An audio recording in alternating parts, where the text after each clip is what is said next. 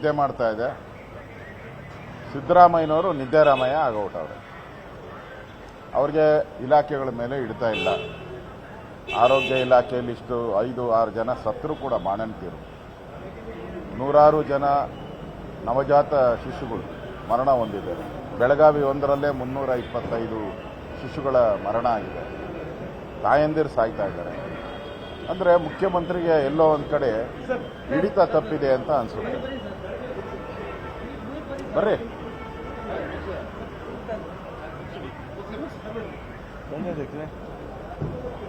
ಮುಖ್ಯಮಂತ್ರಿಗೆ ಎಲ್ಲೋ ಒಂದು ಕಡೆ ಹಿಡಿತ ತಪ್ಪಿದೆ. ಅದರಿಂದ ಎಲ್ಲ ಇಲಾಖೆಗಳಲ್ಲೂ ಅನಾಹುತ ಆಗ್ತಾ ಇದೆ. ಈಗೂ ನಮ್ಮ ಅಧ್ಯಕ್ಷರು, ನಮ್ಮ ನಾರಾಯಣ ಸ್ವಾಮಿ ಅವರೆಲ್ಲ ಆಸ್ಪತ್ರೆಗೆ ಭೇಟಿ ಮಾಡ್ತಾ ಇದ್ದಾರೆ. ನಾನು ಕೂಡ ಆಸ್ಪತ್ರೆಗೆ ನಾನು ಹೋಗಿದ್ದೆ. ಅಂದರೆ ಮುಖ್ಯಮಂತ್ರಿಗೆ ಹಿಡಿತಾ ಇಲ್ಲ ಯಾವುದೇ ಇಲಾಖೆ ಮೇಲೆ. ಮತ್ತು ಎಲ್ಲ ಮಂತ್ರಿಗಳು ದುಡ್ಡು ಮಾಡೋದ್ರಲ್ಲಿ, ದುಡ್ಡು ಹೊಡೆಯೋದ್ರಲ್ಲಿ ನಿರತರಾಗಿದ್ದಾರೆ. ಮತ್ತು ಸಿದ್ದರಾಮಯ್ಯ ಹೊಸದಾಗಿ ಬಂದಾಗ ಏನು ಹೇಳಿದ್ದೆ, ಪ್ರತಿ ತಿಂಗಳು ಕೂಡ ಧರ್ಮದರ್ಶನ ಮಾಡ್ತೀರಿ, ಗ್ರೀವೆನ್ಸ್ ಮೀಟಿಂಗ್ ಮಾಡ್ತೀರಿ ಅಂತ. ಒಬ್ಬ ಮಂತ್ರಿನೂ ಒಂದು ತಿಂಗಳು ಹೋಗಿ ಜಿಲ್ಲೆಯಲ್ಲಿ ಗ್ರೀವೆನ್ಸ್ ಮಾಡಿಲ್ಲ. ದುಡ್ಡು ಹೊಡಿಯಕ್ಕೆ ಮಾತ್ರ ಬರ್ತಾರೆ. ಇದು ಗುರುವಾರದ ಸರ್ಕಾರ.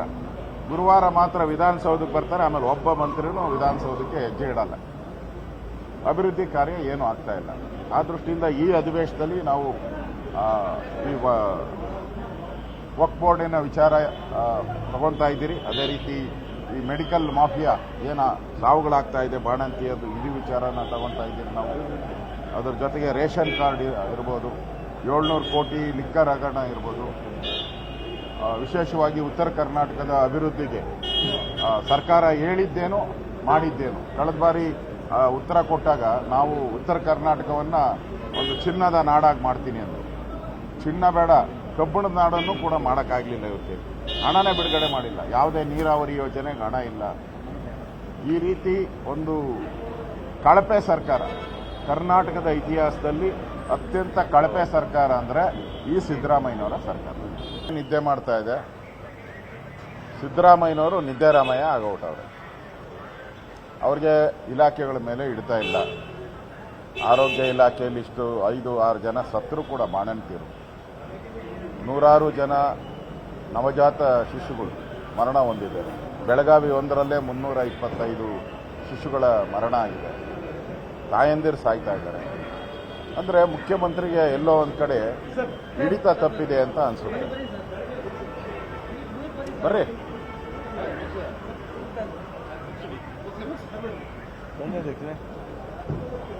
ಮುಖ್ಯಮಂತ್ರಿಗೆ ಎಲ್ಲೋ ಒಂದು ಕಡೆ ಹಿಡಿತ ತಪ್ಪಿದೆ.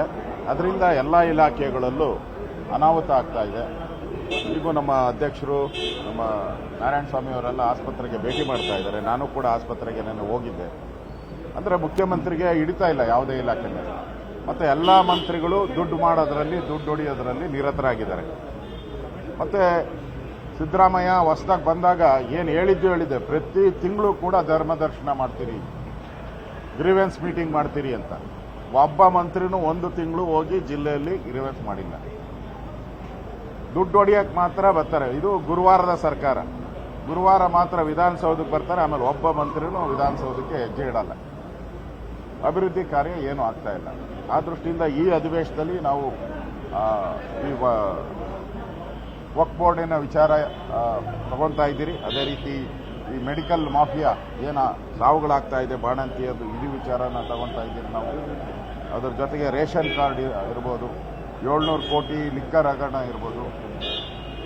ವಿಶೇಷವಾಗಿ ಉತ್ತರ ಕರ್ನಾಟಕದ ಅಭಿವೃದ್ಧಿಗೆ ಸರ್ಕಾರ ಹೇಳಿದ್ದೇನು ಮಾಡಿದ್ದೇನು. ಕಳೆದ ಬಾರಿ ಉತ್ತರ ಕೊಟ್ಟಾಗ ನಾವು ಉತ್ತರ ಕರ್ನಾಟಕವನ್ನು ಒಂದು ಚಿನ್ನದ ನಾಡಾಗಿ ಮಾಡ್ತೀನಿ ಅಂದರು. ಚಿನ್ನ ಬೇಡ, ಕಬ್ಬಿಣದ ನಾಡನ್ನು ಕೂಡ ಮಾಡೋಕ್ಕಾಗಲಿಲ್ಲ. ಇವತ್ತು ಹಣನೇ ಬಿಡುಗಡೆ ಮಾಡಿಲ್ಲ. ಯಾವುದೇ ನೀರಾವರಿ ಯೋಜನೆಗೆ ಹಣ ಇಲ್ಲ.